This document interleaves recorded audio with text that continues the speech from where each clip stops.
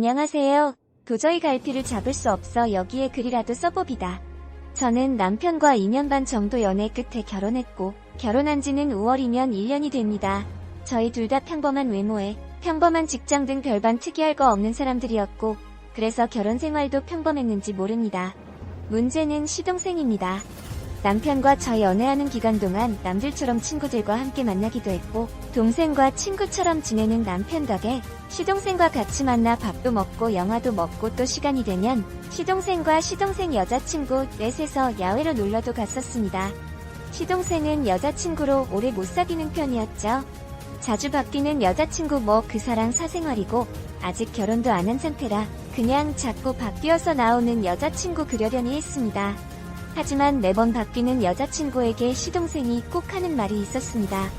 우리 형수만큼만에 나는 네가 우리 형수처럼만 하면 바로 결혼한다. 결혼 전에도 시동생은 저를 형수라 불렀습니다. 그때는 별반 잘해주지도 못하는 나를 좋게만 봐주는 것 같아 마냥 좋았더랬죠. 혹시나 여자친구가 없을 때면 제가 좋은 사람 있으면 소개한다고 어떤 스타일의 여자가 좋냐고 물으면 형수요 하고 대답했고요. 그것이 전조였는지도 모르죠. 올해 1월 구정이라 시댁에 내려갔더니 시어머니가 시동생을 데리고 사는 게 어떠냐고 하십니다. 시동생이 대학 다닐 때부터 혼자서 고시원 생활했었고 지금도 취업 준비 중이라 고시원에 혼자 있었거든요. 어렸을 때부터 조모약 체질이었고 혼자 지내다 보니 밥도 제대로 안 먹고 친구들이랑 술이라 먹고 다니니 불 때마다 어머니가 마음이 안 좋으셔서나 봅니다. 저는 흔쾌히 그러겠다고 했습니다. 시댁 식구들 저한테 자기 가족처럼 너무너무 잘해주셔서 저 역시 잘하고 싶은 마음과 아침에 일찍 나가는 학원이며 도서관 다니는 시동생 밥도 못 챙겨줄까 싶은 마음. 그리고 아마 내 친동생이었으면 내가 먼저 데리고 살자고 했을 텐데 하는 죄송한 마음 뭐 이런저런 마음으로 같이 살기로 결정을 했죠. 2월 초에 시동생이 짐 몇 개 들고 저희 집으로 들어왔습니다. 그리고 별 어려움 없이 평범한 하루하루를 지냈죠. 한 달 전이나 되었을까? 잠결에 문 따고 들어오는 소리를 듣고 도련님이 들어왔나 보다 하고는 피곤해서 계속 잤습니다. 근데 갑자기 시동생이 안방문을 막 두드리며 남편과 저를 깨우는 겁니다.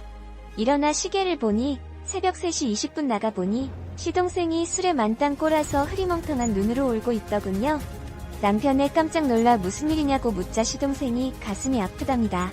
사랑하는 여자가 있는데 그 여자 때문에 너무 가슴이 아프다고요. 술 주정이려니 하고 저는 그냥 들어가자고 남편은 시동생과 잠깐 얘기를 하더라고요. 다음날 아침에 같이 출근하며 차 안에서 남편에게 도련님 왜 그러냐고 물었더니 사랑하는 여자가 있는데 말도 못하고 그 여자 때문에 공부도 손에 안 잡히네 어쩌네 했답니다. 저는 그냥 바람둥이가 이제 정말 진정한 사랑을 찾았나 그러고 말았습니다.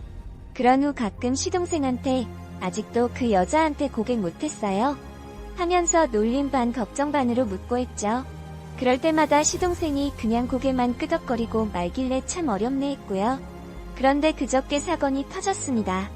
신랑이 회식이 있다고 해서 저 혼자 밥 먹으려고 밥상을 차리고 있었는데 난데없이 시동생이 들어왔습니다. 보통 밤 10시가 넘어야 들어오는데 그날은 공부가 안 돼 일찍 자려고 들어왔답니다. 저는 혼자 밥 안 먹어도 되겠다 싶고 반가워서 시동생 좋아하는 미역국도 끓이고 반찬도 몇 개 더해서 밥상을 차려 시동생과 같이 식탁에 앉아 저녁을 먹었습니다. 한참 밥을 먹던 시동생이 소주 한 잔 마시고 싶다며 냉장고에서 소주 한 병을 꺼내왔어요. 남편이랑 저랑 둘 다 술을 좋아하는 편이어서 냉장고에는 항상 소주와 맥주가 있었거든요.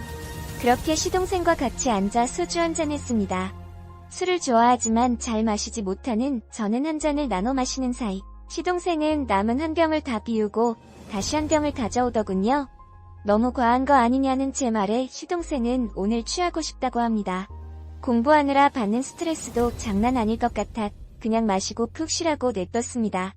그 사이 저는 밥을 다 먹고 녹차를 한 잔 타서 다시 시동생 앞에 앉았습니다. 시동생이 저를 빤히 바라보더니 말합니다.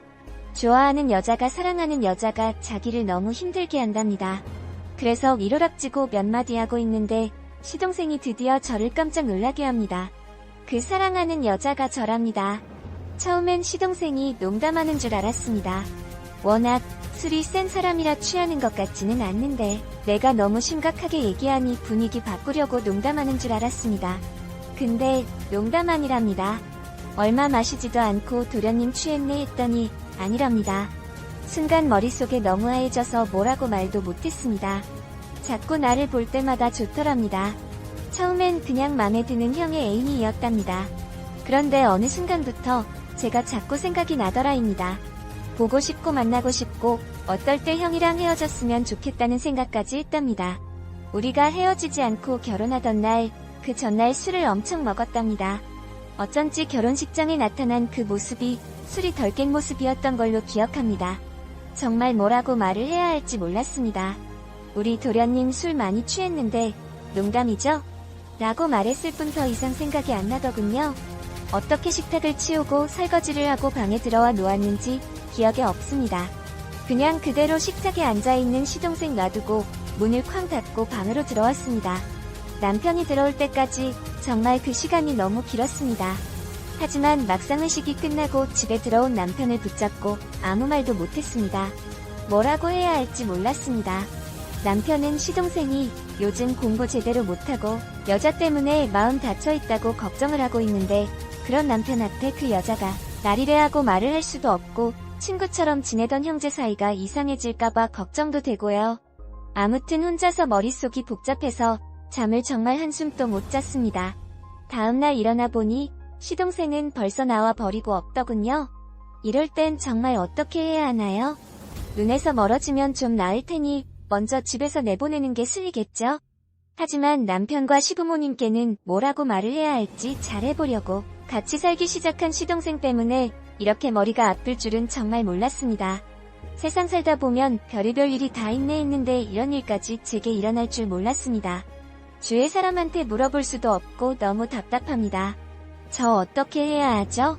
시동생 내보내는 건 당연한 거지만 가장 큰 걱정은 시동생과 이야기를 하느냐, 남편에게 이야기를 하느냐입니다. 이 부분이 가장 큰 걱정입니다. 전 남편을 너무 사랑합니다.